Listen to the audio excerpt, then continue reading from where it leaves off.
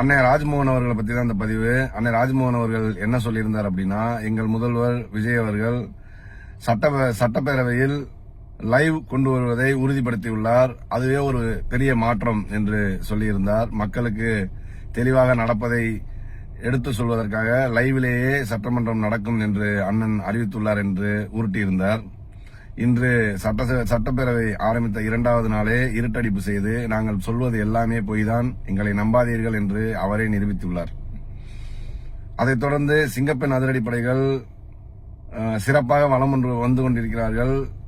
நாட்டிலேயே தமிழ்நாடு சட்ட ஒழுங்கில் சிறந்த மாநிலம் என்று நிகழ்த்தி காட்டுவோம் என்று சூளுரைத்துள்ளார். ஆனா அண்ணே, நீங்க படம் எடுத்து எடிட்டிங் பண்ணி 1 வருஷம் கழிச்சு ரிலீஸ் பண்ணி அது சூப்பர் ஹிட் அடிக்கும் அப்படின்ற மாதிரி இது கிடையாதுண்ணே. அன்னன்னைக்கு பிரச்சனை, அன்னன்னைக்கு மக்களோட பிரச்சனைகளை களத்துல நின்று போராடி மக்களுக்கு நல்வாழ்வு கொடுக்கணும்ன்றதுக்கு தான் அரசாங்கம்.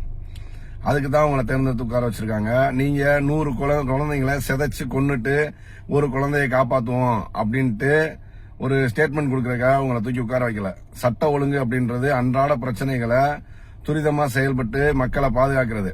சரிங்களா? ஒரு பிரச்சனை நடக்குதுன்னா அந்த பிரச்சனை மேற்கொண்டு நடக்காம என்ன நடவடிக்கை எடுக்கணும் அப்படின்றத யோசிக்கிறது. நீங்க என்னடானா, நாங்க ஒரு 1000 பெண்களையும் ஒரு 2000 குழந்தைகளையும் சிதைச்சு கொன்னதுக்கு அப்புறம் நாங்க சிங்கப்பெண் அதிரடிப்படை வச்சு வளம் சுத்தி அதெல்லாம் தெரிஞ்சுக்கிட்டு சரி இனிமே இது மாதிரி நடக்கக்கூடாதுன்னு ட்ரைனிங் எடுக்கிறது கிடையாது. இது புரியுதுங்களா?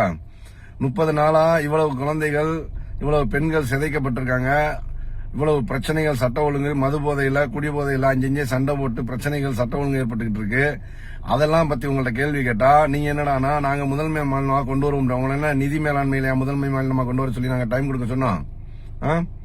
பொருளாதார ரீதியா மாநிலத்தை உயர்த்துறதுக்கு டைம் கேட்கலாம் நியாயம். நிதி மேலாண்மை கொண்டு வரதுக்கு டைம் கேட்கலாம் நியாயம். ஒரு தொழில்துறைகளை ஈர்த்து கொண்டு வரதுக்கு டைம் கேட்கலாம் நியாயம். அங்கெங்கே குழந்தைகள், சின்ன பிள்ளைங்க எல்லாம் செத்துக்கிட்டு இருக்காங்க.